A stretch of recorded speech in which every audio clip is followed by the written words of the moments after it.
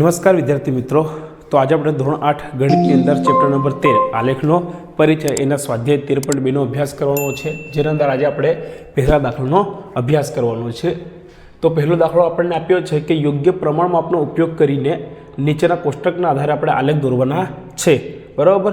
એ બી ને C M total 3 પ્રશ્નો આપ્યા છે, 3 આલેખ દોરવાના છે, એના પરથી પ્રશ્નોનો આપણે જવાબ આપવાના છે આલેખના ઉપરથી। તો પહેલો કોઠો આપણને આપ્યો છે સફરજનની સંખ્યા અને કિંમત રૂપિયામાં। તો આપણે શું કરવાનું છે, જો આ રહ્યો આપણો આલેખ, એક્સ અક્ષ અને એક્સ અક્ષ કહેવાય, એના પર આપણે સફરજનની સંખ્યા અને વાય અક્ષ પર કિંમત આપણે રૂપિયામાં લખી દેવાની છે। ત્યારબાદ શું કરવાનું છે, તો એક્સ અક્ષ પર દેખો एक सफरजन 5 रुपया, बराबर। अँ देखो एक सफरजन 5 रुपया, तो अँ बिंदु एक लई लेवानुं आपणे। पछी देखो एक्स पर क्युं, आ तो 2, एक्स पर 2, आ एक्स पर 2 है, बराबर। और वाय पर 10, तो आ वाय पर 10। तो आ रीते बीजू बिंदु लई लेवानुं, ए पहलू, बीजू, आ तीजू, चौथुं ने पांचमुं, पछी आपणे जोड़ी दईए एटले आपणो आलेख तैयार थई जाय। तो आनो स्क्रीनशॉट लई अने तमे आ पण आलेख दोरी नाखजो। चलो त्यारबाद है बी, कार द्वारा कपाયેલ अंतर आपने आप्યું છે, जो तो 6 वागे કેટલું अंतर कप्યું હતું, 40 किलोमीटर, बराबर। चलो 7 वागे કેટલું કાપ્યું હતું, तो 80 किलोमीटर। તેવી જ રીતે 8 વાગે કેટલું કાપ્યું, 120, અને 9 વાગે 160 કિલોમીટર અંતર કાપ્યું છે। એક્સ અક્ષ પર સમય આપેલો છે અને વાય અક્ષ પર આપણે શું લીધું છે, કાપેલું અંતર। શેના અંદર આપ્યું છે, આપણને આ કિલોમીટર માપમાં આપ્યું છે। તો આ આલેખ છે, સ્ક્રીનશોટ લઈને દોરી નાખજો। ચાલો ત્યારબાદ એના આલેખ પરથી આપણને પ્રશ્નો આપ્યા છે કે 7 થી 8 AM દરમિયાન કેટલું અંતર કાપ્યું હશે। 7 થી 8 છે, બરાબર। તો આપણે શું કરવું પડશે, જો 8 AM એ કાપેલ અંતર માઇનસ 7:30 AM ए कापेल अंतर। चलो तो आलेख में जोईए, बरोबर। चलो आ 7:30 है, आ 7:30 से केटलुं काप्युं छे, 100 किलोमीटर काप्युं छे। केटलुं काप्युं छे, 100 किलोमीटर 7:30 से। अने 8 वागे केटलुं कापेलुं छे, तो 8 वागे केटलुं काप्युं छे, 120।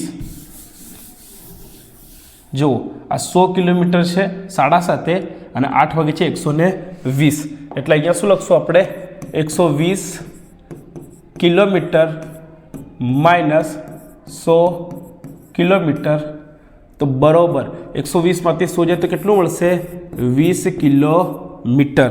શું પૂછ્યું તું, 7:30 થી 8:30 દરમિયાન કેટલું અંતર કાપ્યું હશે, તો આપણો જવાબ થઈ ગયો 20 કિલોમીટર અંતર, બરાબર।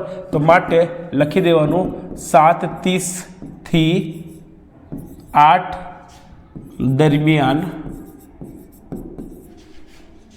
20 किलोमीटर अंतर कापेल छे।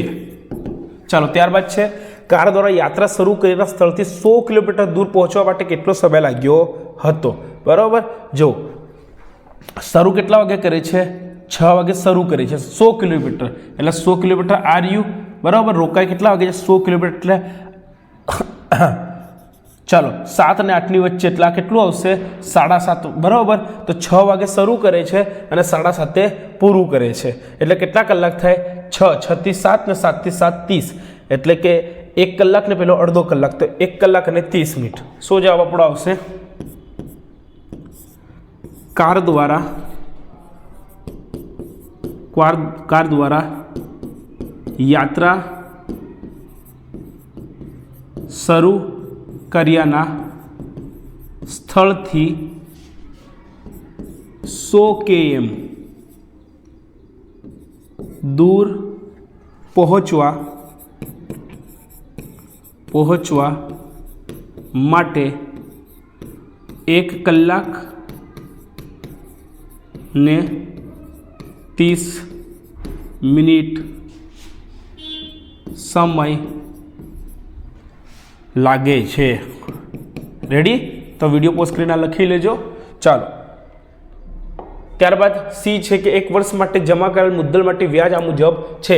જો 1 વર્ષ માટે તમે 1000 રૂપિયા મૂકો તો 80 રૂપિયા તમને વ્યાજ મળે, 2000 મૂકો તો 160 મળે. બરાબર છે. શું કે છે 1000 મૂકો તો 80 રૂપિયા તમને મળશે. રેડી. એવી રીતે જો તમે 2000 મૂકો તો 160 રૂપિયા મળશે. કેમ કે તો કોઈ 1000ના 80 રૂપિયા તો 2000 પર 160. રેડી. 1000ના ડબલ થયા તો 80ના બી આ ડબલ થાય. બરાબર. આવું મેં તમને એકવાર શીખવાડ્યું હતું ત્રિરાશિની અંદર. એવી જ રીતે ચાલો 3000 મૂકો તો 240 થશે, અને 4000 મૂકો 320 થશે, અને 5000 મૂકો તો 400 થશે. એક્સ અને વાયના આ જે બિંદુઓ છે દોરી અને આપણે રેખા દોરી દેવાની, એટલે આપણે આલેખ તૈયાર થઈ જાય. એક્સ પર જમા રાશિ છે અને વાય પર સાદું વ્યાજ આપણને રૂપિયામાં આપેલું છે. અને હવે આપણે આપવાના છે પ્રશ્નોના જવાબ કે શું આ આલેખ ઉદ્ગમ બિંદુમાંથી પસાર થશે. તો જુઓ ચોખ્ખું આપણને દેખાય છે કે આ રેખા છે, આપણે એને લંબાવીએ એટલે ઉદ્ગમ બિંદુ, આને શું કહેવાય ઉદ્ગમ બિંદુ ઓ કહેવાય, ત્યાંથી પસાર થાય છે. તો આપણો જવાબ શું આવશે? હા. હા, આ આલેખ ઉદ્ગમ બિંદુ માંથી પસાર થાય છે અથવા થશે. બરાબર. ચાલો ત્યારબાદ શું કહે છે? આલેખનો ઉપયોગ કરી 2500નું વાર્ષિક સાદું વ્યાજ મેળવો. બરાબર. તો આપણે લખી દેવાનું કે આલેખ પરથી જણાય છે કે આલેખ પરથી જણાય છે કે કેટલા રૂપિયાનું કીધું છે? રૂપિયા 2500નું સાદું વ્યાજ સિમ્પલ ઇન્ટરેસ્ટ 2500નું આપણને કીધું છે. તો જુઓ આર્યુ 2500, આ 2000 છે ને 3000 આપણને આપ્યા હતા. 2000 ને 3000 ની વચ્ચે શું આવે? 2500 આવે. તો આમ આ રેખા સીધી આપણે ખેંચી લેવાની. તો અહીંયા રોકાઈ જવાનું. અહીંયા ચેક કરો કેટલા પર રોકાય છે? અહીંયા તો 200 પર રોકાય છે. તો 2500 પર કેટલા રૂપિયા મળશે આપણને? વ્યાજ 200 રૂપિયા. વ્યાજ રૂપિયા 200 મળે છે. ત્યારબાદ છે દર વર્ષે 280 વ્યાજ મેળવવા માટે કેટલી રકમ મુદ્દલ તરીકે જમા કરાવવી જોઈએ? તો દર વર્ષે, અને આપણા જવાબ આલેખ પરથી આપવાના છે, રૂપિયા 280 વ્યાજ મેળવવા માટે, ચાલો 280 વ્યાજ મેળવવાનું છે. તો અહીંયા 280, બસ અહીંયા રોકાઈ જવાનું. 280 માટે હવે આ રેખા આમ ખેંચી લેવાની. તો 3000 ને 4000ની વચ્ચે એટલે કેટલા આવે? 3500 રૂપિયા મૂકવા પડે. કેટલા આવશે અહીંયા? 3500 રૂપિયા. વ્યાજ મેળવવા માટે રૂપિયા 3500 મુદ્દલ